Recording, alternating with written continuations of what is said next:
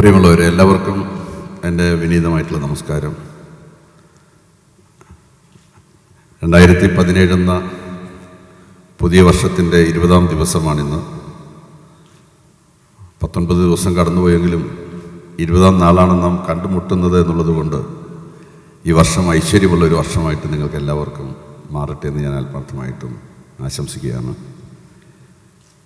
വളരെ സന്തോഷത്തോടു കൂടിയാണ് ഞാൻ ഈ ചടങ്ങിൽ സംബന്ധിക്കുന്നത്. പൊതുപ്രവർത്തകൻ എന്നുള്ള നിലയിൽ ഇവിടെ ശ്രീ നജീബ് പറഞ്ഞതുപോലെ ഒരു ദിവസം ഒരുപാട് പരിപാടികളിൽ സംബന്ധിക്കാൻ ഇടയാകാറുണ്ട്. പക്ഷേ ചില സമ്മേളനങ്ങൾ, ചില കൂട്ടായ്മകൾ, കൂടിച്ചേരലുകൾ അത് നമ്മുടെ പൊതുജീവിതത്തെ സമ്പന്നമാക്കുന്ന കൂട്ടായ്മകളാണെന്നുള്ള തോന്നലുണ്ടാക്കാറുണ്ട്. പൊതുജീവിതത്തിൻ്റെ മനോഹരമായിട്ടുള്ള, സുന്ദരമായ, അർത്ഥപൂർണമായിട്ടുള്ള, ആകർഷകമായിട്ടുള്ള നിമിഷങ്ങളിലൂടെ കടന്നു പോകുന്നു എന്ന ചിന്ത ജനിപ്പിക്കാറുണ്ട്. അത്തരം ഒരു കൂടിച്ചേരലിൻ്റെ ഭാഗമായിട്ട് മാറാൻ കഴിഞ്ഞത് എൻ്റെ പൊതുജീവിതത്തിലെ ധന്യമായിട്ടുള്ള കുറച്ച് നിമിഷങ്ങളാണെന്ന് കരുതാൻ ഞാൻ ആഗ്രഹിക്കുകയാണ്. ഇവിടെ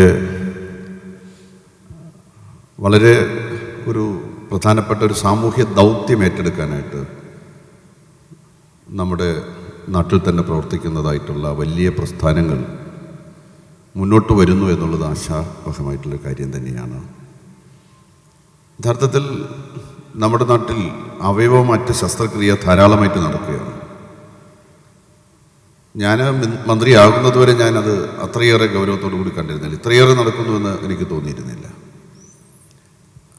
പത്രങ്ങളുടെ തലക്കെട്ടുകളെ പിടിച്ചുലയ്ക്കുന്ന വളരെ പ്രത്യേകതകളുള്ള ചില വാർത്തകളുടെ പിന്നിലുള്ള അവയവമാറ്റ ശസ്ത്രക്രിയ മാത്രമാണ് യഥാർത്ഥത്തിൽ നടക്കുന്നതെന്ന തോന്നലാണ് പൊതുസമൂഹത്തിനുള്ളത്. മിനിസ്റ്ററായതിനു ശേഷമാണ് ആഴ്ചതോറും ചേരുന്നതായിട്ട് മന്ത്രിസഭാ യോഗങ്ങളിലേക്ക് മുഖ്യമന്ത്രി കൊണ്ടുവരുന്ന ഔട്ട് ഓഫ് അജണ്ടയിലെ ഫയലുകൾ ഒരു 30 മുതൽ 40, 50 വരെ ഒരു വിഷയമുണ്ടാവും.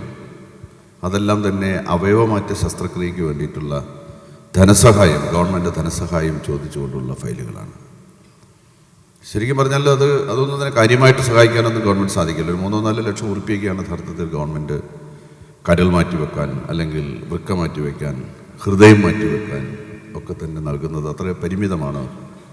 പലപ്പോഴും ആ ഫയലുകളുടെ ചുരുളുകളിലേക്ക് നമ്മളൊന്ന് അഴിച്ചു നോക്കാനായിട്ട് നമ്മൾ ശ്രമിച്ചാൽ വളരെ സങ്കടവും ദുഃഖവും വളരെ മനസ്സിനെ വല്ലാതെ ഉലയ്ക്കുന്നതായിട്ടുള്ള ഏതാനും മണിക്കൂറുകളോ അല്ലെങ്കിൽ ദിവസങ്ങളോ തന്നെ ഒരുപക്ഷെ മനസ്സിനെ സങ്കടപ്പെടുത്തുന്ന, നൊമ്പരപ്പെടുത്തുന്നതായിട്ടുള്ള ജീവിതത്തിൻ്റെ ഏറ്റവും സങ്കടകരമായിട്ടുള്ള ഭാഗങ്ങൾ ആലേഖനം ചെയ്യുന്നതായിട്ടുള്ള കാര്യങ്ങളായിരിക്കും ഫയലുകളിൽ നമുക്ക് കാണാൻ വേണ്ടി കഴിയുക. എന്നാലും ജീവന് വേണ്ടിയിട്ടുള്ള ഒരു നെട്ടോട്ടമുണ്ട്. അവസാന നിമിഷം വരെയും ജീവിക്കാൻ വേണ്ടിയിട്ടുള്ള മോഹം മനുഷ്യനുണ്ട്. മരണത്തെ ഏതാനും ദിവസങ്ങൾക്ക് ശേഷം ഞാൻ സ്വീകരിക്കാൻ പോവുകയാണ്, അല്ലെങ്കിൽ മരണം എൻ്റെ അടുക്കൽ വന്ന് നിൽക്കുകയാണോ, അത് എന്നെ മുട്ടി വിളിക്കുകയാണ്, പടിവാതിൽക്കൽ മരണം വന്ന് കാത്തു നിൽക്കുകയാണെന്നുള്ള തിരിച്ചറിവുള്ളപ്പോൾ പോലും ജീവിക്കാൻ വേണ്ടിയിട്ടുള്ള മനുഷ്യൻ്റെ മോഹമാണ് യഥാർത്ഥത്തിൽ മനുഷ്യനെ മുന്നോട്ട് നയിക്കുന്ന ഒരു പ്രധാനപ്പെട്ട ഒരു ശക്തി എന്ന് പറയുന്നത്. അവിടെയാണ് ആശുപത്രിയും ഈ അവയവമാറ്റ ശസ്ത്രക്രിയയും അതുമായി ബന്ധപ്പെടുന്നതായിട്ടുള്ള സാമൂഹ്യവും സാമ്പത്തികവും കുടുംബപരവുമായിട്ടുള്ള പ്രശ്നങ്ങളുമെല്ലാം തന്നെ മനുഷ്യൻ്റെ ജീവിതത്തെ വലിയ തോതിൽ ഗ്രസിക്കുന്നത്. അത്തരമൊരു സാഹചര്യത്തിൽ യഥാർത്ഥത്തിൽ നമ്മുടെ രാജ്യത്ത് ഗവൺമെൻറ് മാത്രമായിട്ടൊന്നും ചെയ്യാൻ സാധിക്കുന്നില്ലെന്നുള്ളതാണ് ഏറ്റവും പ്രധാനപ്പെട്ട പ്രശ്നമെന്ന് പറയുന്നത്. നമ്മുടെ കേരളം നമുക്കെല്ലാവർക്കും അറിയാവുന്നതുപോലെ ആരോഗ്യരംഗത്തെല്ലാം തന്നെ വളരെ മുന്നേറിയ ഒരു സംസ്ഥാനം തന്നെയാണ്. നമ്മുടെ ആയുർദൈർഘ്യം തന്നെ ഒരു 90-95 ആണെന്ന് പറഞ്ഞാൽ അതിൽ വലിയ അതിശയോക്തിയൊന്നും ഉണ്ടാകുമെന്ന് എനിക്ക് തോന്നുന്നില്ല. മറ്റേത് സംസ്ഥാനത്തെയും പിടിപിടിക്കുന്ന ആയുർദൈർഘ്യം നമുക്കുണ്ട്. നമ്മൾ സ്വീകരിച്ചതായിട്ടുള്ള വളരെ ജനാധിപത്യപരമായിട്ടുള്ളൊരു ആരോഗ്യ നയമുണ്ട്. അത് കഴിഞ്ഞ 60 വർഷങ്ങളായി നമ്മൾ പേറി നടക്കുന്നതായിട്ടുള്ള ഒരു നയമാണ്. അതിനകത്തൊരു സാമൂഹ്യ പ്രതിബദ്ധതയുടെ അംശമുണ്ട് ആ ആരോഗ്യ നയത്തിനകത്ത്.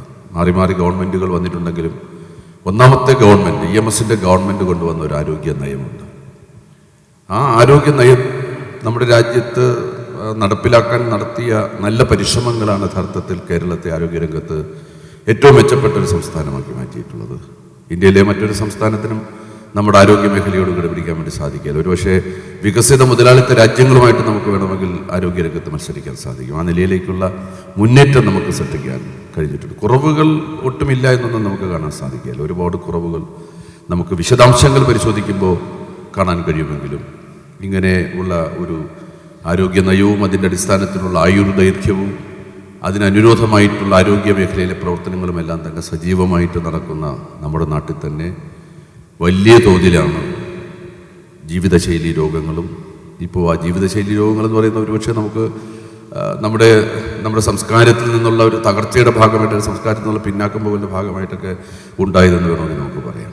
കരൾ മാറ്റി വയ്ക്കുന്നു, അല്ലെങ്കിൽ വൃക്ക മാറ്റി വയ്ക്കുന്നു, അതെല്ലാം തന്നെ അങ്ങനെയാണെന്ന് പറയാം. പക്ഷേ ചെറിയ കുട്ടികൾക്ക് പോലും അതിന് നമുക്ക് ഉത്തരം കണ്ടെത്താൻ സാധിക്കുന്നില്ല എന്നുള്ളതാണ്. ഇവിടെ ചെറിയ കുട്ടികൾക്ക് കരൾ മാറ്റി വെക്കുമ്പോൾ ഉണ്ടാകുന്നതായിട്ടുള്ള അതും വളരെ സാമ്പത്തികമായിട്ട് പിന്നാക്കം നിൽക്കുന്നവരെ സഹായിക്കുക എന്ന ലക്ഷ്യത്തോടു കൂടി നടത്തുന്നതായിട്ടുള്ള പരിപാടിയുടെ ഭാഗമായി നമ്മൾ ആലോചിക്കും. ചെറിയ കുഞ്ഞുങ്ങൾക്ക് പോലും, പ്രായമായിട്ടുള്ള ആളുകൾക്ക് ഏതെങ്കിലും അവയവമാറ്റ ശസ്ത്രക്രിയയുടെ കാര്യം ആലോചിക്കുമ്പോൾ അത് അവരുടെ കയ്യിലിരിപ്പ് കൊണ്ടാണെന്ന് വേണമെങ്കിൽ പറയും. അത് ദുർനടപ്പ് കൊണ്ടാണ്, അല്ലെങ്കിൽ ശരിക്കും ശ്രദ്ധിക്കാത്തത് കൊണ്ടാണ്, അല്ലെങ്കിൽ ശരിക്കും കള്ളു കുടിച്ചത് കൊണ്ടാണ്, അതല്ലെന്നുണ്ടെങ്കിൽ ശരിക്കും സിഗരറ്റ് പുകച്ച് കയറ്റിയത് കൊണ്ടാണ്. എന്തെങ്കിലും ഒരു ന്യായം നമുക്ക് കണ്ടെത്താൻ സാധിക്കും. പക്ഷേ അല്ലെങ്കിൽ ജീവിതം ശരിയായിട്ട് രൂപത്തിൽ ശ്രദ്ധിക്കാത്തത് കൊണ്ടാണ്, അതുകൊണ്ടാണ് ഇതെല്ലാം വേണ്ടി വന്നത് എന്നൊരു ന്യായം. പക്ഷേ ഈ ചെറിയ കുഞ്ഞുങ്ങളുടെ കാര്യത്തിൽ ഇത് ന്യായമാണ് നമുക്ക് പറയാൻ വേണ്ടി സാധിക്കുക എന്ന് പറയുന്നത്. അപ്പോൾ പിന്നെ അത് ഈശ്വരനെ സമർപ്പിച്ചുകൊണ്ട് അത് ഈശ്വര നിശ്ചയം എന്നെല്ലാം പറഞ്ഞ് നമ്മൾ അവസാനം നമ്മളൊന്ന് അവസാനിപ്പിക്കാനായിട്ട് നമ്മൾ ശ്രമിക്കുക സാധാരണഗതിയിൽ. അപ്പം അത്തരം കുട്ടികൾക്ക് നിശ്ചയമായിട്ടും ഒരു സഹായം എത്തിക്കുക എന്ന് പറയുന്നത് വളരെ വളരെ പ്രധാനപ്പെട്ട ഒരു ദൗത്യം തന്നെയാണ്. പൊതുപ്രവർത്തകൻ എന്നുള്ള നിലയിൽ, ഞാൻ മന്ത്രി ആകുന്നതിന് മുമ്പും പൊതുപ്രവർത്തകൻ എന്നുള്ള നിലയിൽ CPM-ൻ്റെ ജില്ലാ സെക്രട്ടറിയായിട്ട് പ്രവർത്തിക്കുമ്പോഴോ അല്ലെന്നുണ്ടെങ്കിൽ ഇവിടെ തലസ്ഥാന നഗരിയിലെ ഒരു പൊതുപ്രവർത്തകൻ എന്നുള്ള നിലയിൽ നിൽക്കുമ്പോഴൊക്കെ തന്നെ ഇത്തരം പ്രശ്നങ്ങൾ ധാരാളമായിട്ട് പൊതുപ്രവർത്തകരുടെ മുന്നിലെത്താറുണ്ട്. ധാരാളം പ്രശ്നങ്ങൾ നമുക്ക് ആ പ്രശ്നങ്ങൾ എത്തുന്ന പ്രശ്നങ്ങളുടെ വിശദാംശങ്ങൾ പരിശോധിച്ചാൽ നമുക്ക് സങ്കടം തോന്നും. അങ്ങനെ ഒരുപാട് പ്രശ്നങ്ങൾ നമ്മുടെ മുന്നിലെത്താറുണ്ട്. സഹായം ചോദിച്ചുകൊണ്ടുള്ള, അല്ലെങ്കിൽ ഒന്ന് സഹായിക്കണമെന്ന് അഭ്യർത്ഥിച്ചു എന്ന നമ്മുടെ കിംസിൻ്റെ കാര്യം ഇവിടെ പറഞ്ഞത് വളരെ ശരിയാണ്. കിംസ് നമ്മുടെ തലസ്ഥാന നഗരിയിലെ സൂപ്പർ സ്പെഷ്യാലിറ്റി ആശുപത്രികളുടെ കൂട്ടത്തിൽ തല ഉയർത്തി നിൽക്കുന്നതായിട്ടുള്ള സ്ഥാപനം തന്നെയാണ്. അവയവമാറ്റ ശസ്ത്രക്രിയയും ധാരാളമായിട്ട് നടക്കുന്ന ഒരു സ്ഥാപനം എന്നുള്ള നിലയിൽ പലപ്പോഴും കിംസിൻ്റെ അധിപന്മാരുമായിട്ട്, അതിൻ്റെ ഉടമസ്ഥരുമായിട്ടൊക്കെ തന്നെ എൻ്റെ മാനേജിംഗ് ഡയറക്ടറോ അല്ലെങ്കിൽ സഹോദര സാറും ഒക്കെ ആയിട്ട് എന്തെങ്കിലും ഒരു സൗജന്യം ചെയ്തു കൊടുക്കണമെന്നൊക്കെ പറയാൻ പലപ്പോഴും നിർബന്ധിതരാകാറുണ്ട്. നിങ്ങൾ കുറച്ചൊന്ന് പൈസ കുറച്ച് കൊടുക്കും, അവർക്ക് അത്ര പൈസയില്ല, വിഷമാണ് അവർക്ക്, സങ്കടമാണ്. പറയുമ്പോൾ നമുക്ക് ചിലപ്പോൾ ആദ്യമൊക്കെ ഞാൻ ചോദിക്കും, ഇങ്ങനെ ഇത്തരം ഒരു ആശുപത്രിയിൽ കൊണ്ട് പ്രവേശിപ്പിച്ചിട്ടല്ലേ എന്നൊക്കെ ചോദിക്കുമെങ്കിലും രണ്ടാമത് നിശ്ചയമായിട്ടും അവരെ സഹായിക്കണം, നിങ്ങൾ കുറച്ചൊന്ന് സഹായിക്കുന്നെല്ലാം പറയാൻ വേണ്ടിയിട്ട് തയ്യാറാവും. കുറേ സഹായങ്ങളൊക്കെ അവർ നൽകാറുണ്ട്. അത് ഈ സന്ദർഭത്തിൽ ഞാൻ ഓർമ്മിക്കുന്നുണ്ട്. പല ആശുപത്രികളും തിരുവനന്തപുരം തലസ്ഥാന നഗരത്തിലെ ഹോസ്പിറ്റൽസ് എല്ലാം തന്നെ പൊതുപ്രവർത്തകരുടെ അത്തരം നിർദ്ദേശങ്ങളോട് വളരെ പോസിറ്റീവായിട്ടാണ് പ്രതികരിക്കാറുള്ളത്. അത് ഞാൻ സന്തോഷത്തോടു കൂടി പറയുകയാണ്. ഇപ്പോൾ അനന്തപുരി, അതിൻ്റെ ആരെങ്കിലും ഇവിടെ ഉണ്ടോ എന്ന് എനിക്കറിയില്ല, പക്ഷേ വളരെ പോസിറ്റീവായിട്ട് പ്രതികരിക്കുന്ന ഒരു ഹോസ്പിറ്റൽ, നമ്മുടെ ഏത് SK ആയിരുന്നു, ഏത് ഹോസ്പിറ്റൽസ് ആയിരുന്നാലും നമ്മുടെ ഒരു ആവശ്യം പറഞ്ഞാൽ ഇങ്ങനെ നിങ്ങൾ സഹായിക്കണം, ഒരു പാവങ്ങളാണ് എന്ന് പറഞ്ഞാൽ അതിനോട് നല്ല പോസിറ്റീവായിട്ട് പ്രതികരിക്കാറുണ്ട്. അത്തരമൊരു പ്രതികരണം നമ്മുടെ സമൂഹത്തിൻ്റെ വിവിധ തലങ്ങളിൽ നിന്നും വരുന്നുണ്ട്. പക്ഷെ അതുമാത്രം നമുക്ക് പോരാതെ വരികയാണ്. ഇത്തരം കൂട്ടായ്മകൾ, നിങ്ങളെപ്പോലുള്ള ആളുകൾ ഗൗരവത്തോടു കൂടി നിങ്ങൾക്ക് സാമൂഹ്യ സേവനത്തിന് വേണ്ടി നീക്കിവെക്കുന്നതായിട്ടുള്ള, നിയമപരമായി തന്നെ നിങ്ങൾ നീക്കിവെക്കുന്നതായിട്ടുള്ള വലിയ തുകകൾ നിങ്ങളുടെ സ്ഥാപനങ്ങൾക്കെല്ലാം ഉണ്ട്. അത്തരം തുകകളിലൊരു വലിയ ശതമാനം നിശ്ചയമായിട്ടും ഇത്തരം നല്ല പ്രവൃത്തികൾക്ക് വേണ്ടിയിട്ട് നിങ്ങൾക്ക് നീക്കിവെക്കാൻ സാധിച്ചാൽ അവിടെയായിരിക്കും ഒരുപക്ഷെ ഈശ്വരൻ്റെ ചൈതന്യം നിങ്ങളെ കടാക്ഷിക്കുക എന്ന് വളരെ വിനയത്തോടു കൂടി പറയാൻ ഞാൻ ആഗ്രഹിക്കുകയാണ്. ഞാൻ ഇന്ന് പത്തനാപുരത്തെ ഒരു ഗാന്ധി ഭവനിൽ പോയിരുന്നു. യഥാർത്ഥത്തിൽ എനിക്ക് തോന്നി അവിടെയാണ് ഈശ്വരൻ്റെ ചൈതന്യം നിറഞ്ഞു നിൽക്കുന്നതെന്ന്.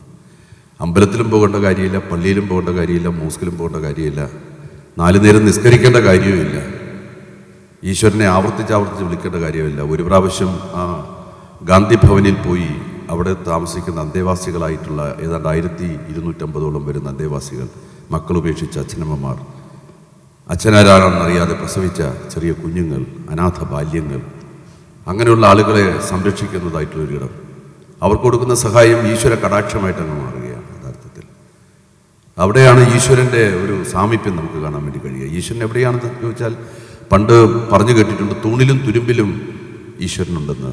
യഥാർത്ഥത്തിൽ ഈശ്വരൻ തൂണിലും തുരുമ്പിലും ഉള്ളതായിട്ട് എനിക്കെന്ന് തോന്നി.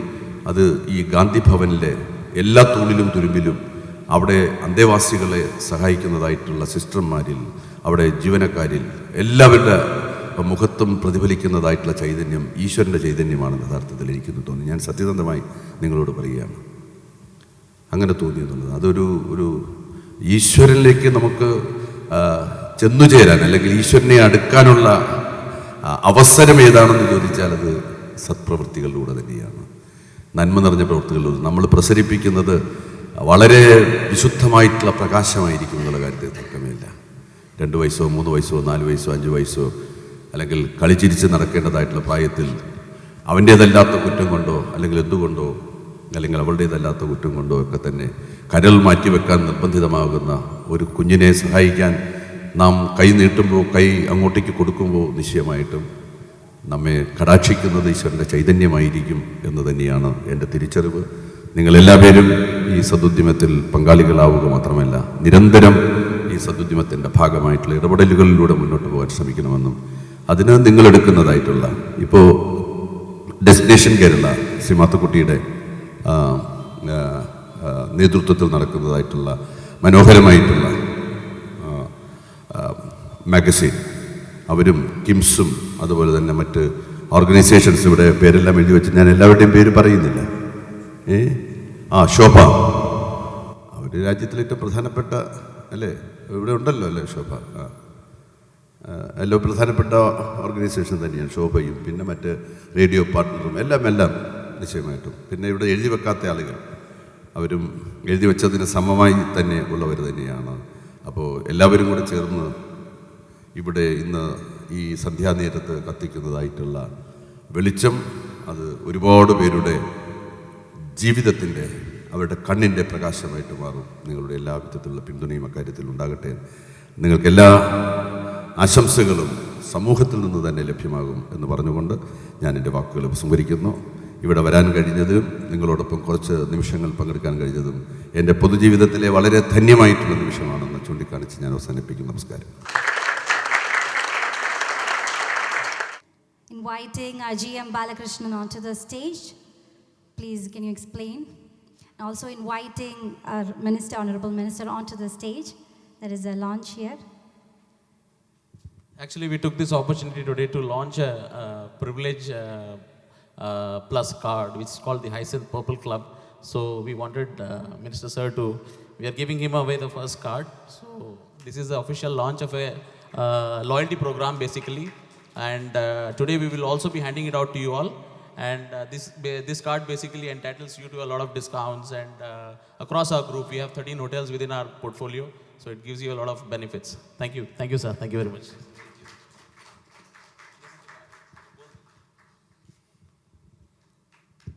This is the card that we'll be giving you out today. Thank you.